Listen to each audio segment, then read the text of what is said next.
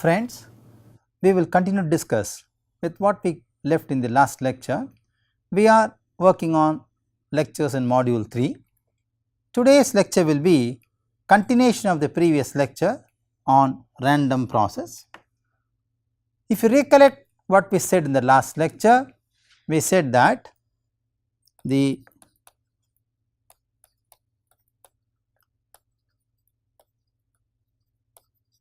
impulse response function, or sometimes called as transfer function, determines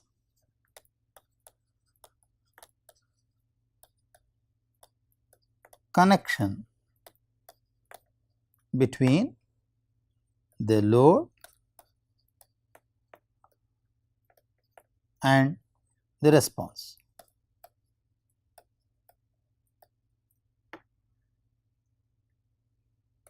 We learned this. Second thing we learned is it completely defines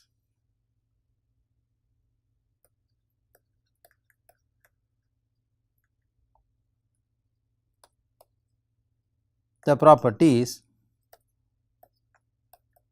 of the linear system. We also said that this is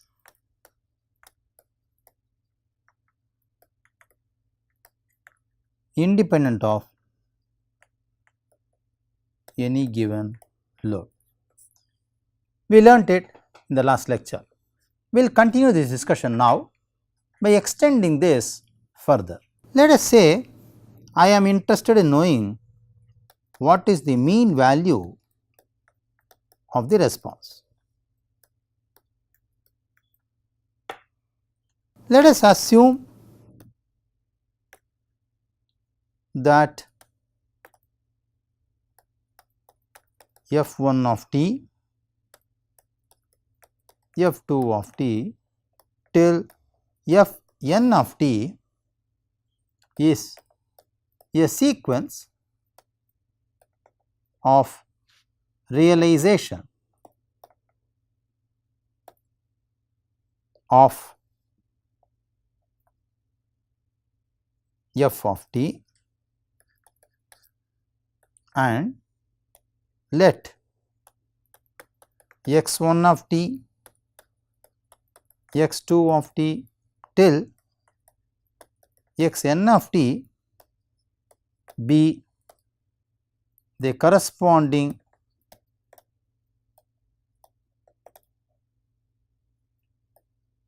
response realization of x of t.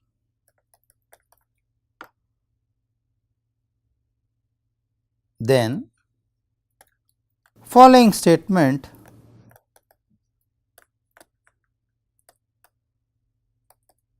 is more vital. 1 by n of integral j equals 1 to n x j of t is actually given by 1 by n of summation of j equals 1 to n integral h f x s f j t minus s ds. I will call this equation number 3 to continue with the last set of lectures, which can be now rewritten as 0 to infinity the transfer function of 1 by n of summation of j equals 1 to n of f j t minus s ds. Equation 4.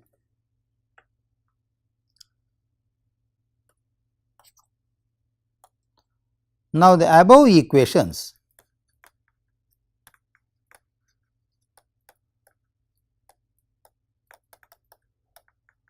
will lead to the following relationships.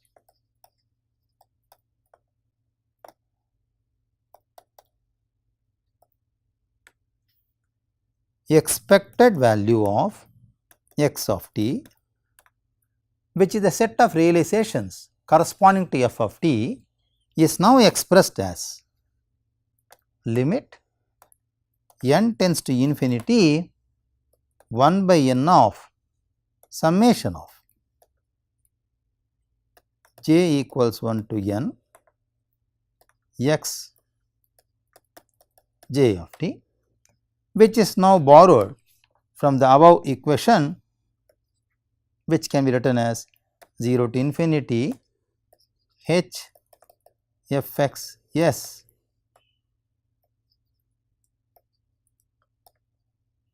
limit n tends to infinity 1 by n of summation of j equals 1 to n f j t minus s ds. I call this equation number 5.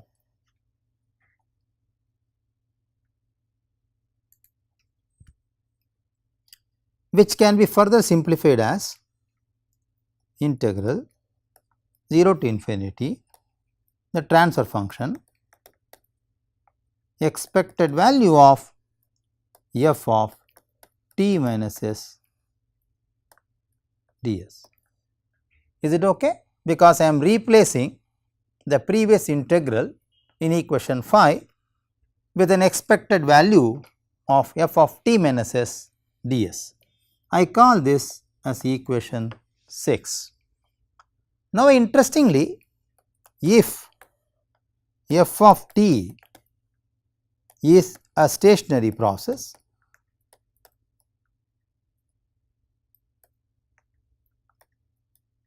which we discussed in the last lecture about stationarity properties, let us assume that the given input loading is a stationary process, then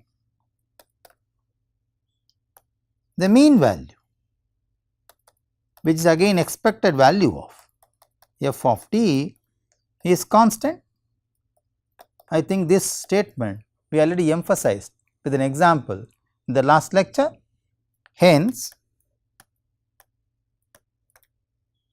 expected value of x of t can be now said as mf of integral 0 to infinity the transfer function. I call this as equation number 7. From the above equation, that is equation 7, one can notice that the right hand side of this equation is independent of time. That is very interesting characteristic. You can see here the right hand side of the equation is independent of time. That is mx, which is nothing but the expected value of v of x of t, is expected value of x of t is constant. Having said this, let us say my capital F x omega is the transfer function. We already know how the notation is understood in stochastic process. This transfer function corresponds to the impulse response function h f x of t. Then h f x 0 can be expressed as the following integral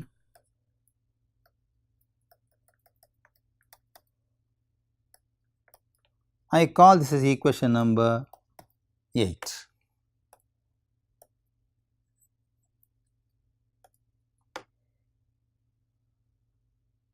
Now, equation 7 can be rewritten as follows. Expected value of x of t is mf h f x 0, which is again same as mx. That is, mx is h f x 0 mf. Let us make it slightly clear. mf, equation number 9. As in this course, we are discussing about the computer methods of structural analysis applied to offshore structures. We all know that the environmental loads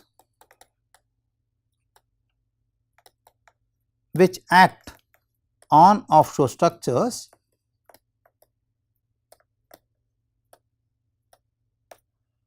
comprise of, for example, waves,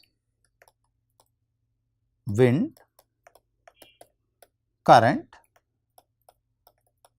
ice loads, earthquake loads,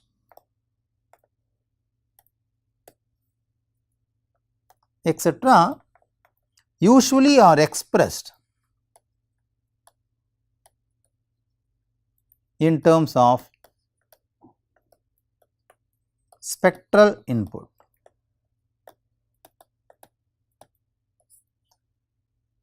As we saw in the earlier modules, input loading can be expressed in terms of various spectra for wind, wave, etc.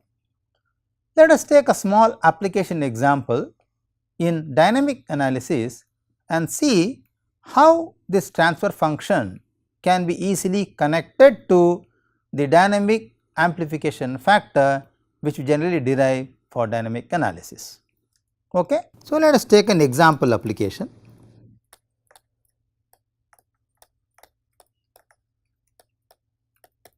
Which is going to be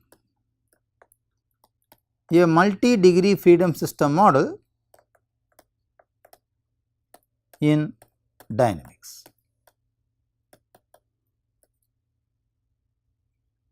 We all know equation of motion of the system is given by m u double dot plus c u dot plus k u is p 0 cos omega t. Let us say we have a system representing this. Let us assume particular integral of the above equation as u p of t, p stands for the particular solution, let it be b 1 cos omega t plus b 2 sin omega t. We all know the dynamic analysis solutions has got two parts. One is the complementary function, other is the particular integral. Generally, the complementary function will be dependent on the initial conditions and the free vibration frequency set of the system, whereas particular integral generally gives me a steady state response, which will be the function of the forcing frequency omega. So, let us focus only on the particular integral of the above equation. Let u p t be as written in the above equation. So, let us differentiate this once with respect to time, which is very easy, minus omega b 1 sin omega t plus omega b 2 cos omega t. There is no difficulty in differentiating this. Let us differentiate this once again with respect to time. I get acceleration which will be minus omega square b1 cos omega t minus omega square b2 sin omega t. Interestingly, I can rewrite this equation as minus omega square b1 cos omega t plus b2 sin omega t, which is as same as my up. Therefore, I can now write up double dot of t as minus omega square up of t. Okay. Now, let us substitute this in the equation of motion. So, equation of motion is given here. This is my equation of motion. Let us substitute this in equation of motion and see what happens. So, m u double dot plus u dot plus k u is p 0 cos omega t. So, I should say now this is equal to m of minus omega square b 1 cos omega t minus omega square b 2 sin omega t. We already saw this just now in the last slide. I am substituting them simply plus c of omega b 2 cos omega t minus omega b 1 sin omega t plus k times of b 1 cos omega t plus b 2 sin omega t, which is actually equal to p 0 cos omega t. All of us know from the first principles of mathematics, if we want to really find the solution, I should compare the LHS and RHS of this equation. In such a trigonometric function, we must compare the cosine terms and sine terms, get an equivalence. Okay. So, what we are looking for? We are looking for the values of b1 and b2. Once I know this, I can easily find the solution because the particular integral is nothing but the function of b1 and b2. So, now I am interested in knowing how to estimate b1 and b2. So, let us compare the cosine terms between the LHS and RHS. Let us pick up the cosine terms. So, minus m omega square b1, that is this term, the first term, plus c omega b2, that is the next term here, plus k b1 is p naught. I think you can easily do this. Let us compare the sine terms. Minus m omega square b2 minus c omega b1 plus k b2 is 0. Once I get this,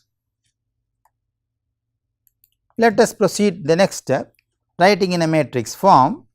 Let us write it like this: k minus omega square m of b1 plus omega c b2 is p0 minus omega c of b1 plus k minus omega square m of b2 is 0. I get this equation now.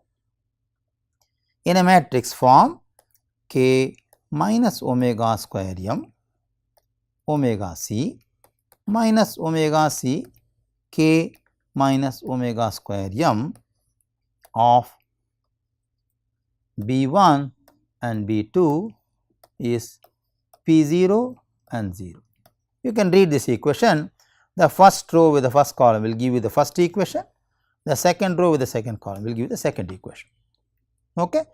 Now, my objective is to find the value of the vector b1 and b2. So, it is very simple, I will invert this matrix. So, b1 b2 vector is nothing but inversion of k minus omega square m omega c minus omega c k minus omega square m inverse multiplied by p0 and z2. Okay. Let us do the inverse quickly. It is a 2/2 matrix. You can quickly do the inverse. So, b1 b2 is actually 1 by k minus omega square m square plus omega square c square of k minus omega square m minus omega c k minus omega square. That is going to be the inverse of this matrix multiplied by p0 0 will give me the b vector. Let us retain this equation for our reference. Now, we also know there are two set of responses for a dynamically excited system.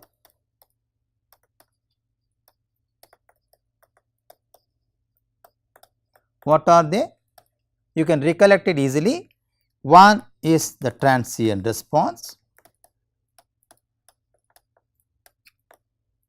the other is the steady state response. And we all agree in general, in dynamically excited systems, one pays more attention towards steady state response and one does not really bother about the transient response in larger cases, because steady state response being a function of forcing frequency will always exist in the response content, but transient response depending upon the initial conditions may decay with prolonging time. But however, it is not always true in offshore structures. If you look at the special types of responses like springing and ringing responses in offshore platforms, there you will also come across the importance of transient response, which may be as demanding and vital as that of a steady state response. However, for a more generic case, let us assume that the steady state response is more vital for taking it forward for discussions. If we agree on that,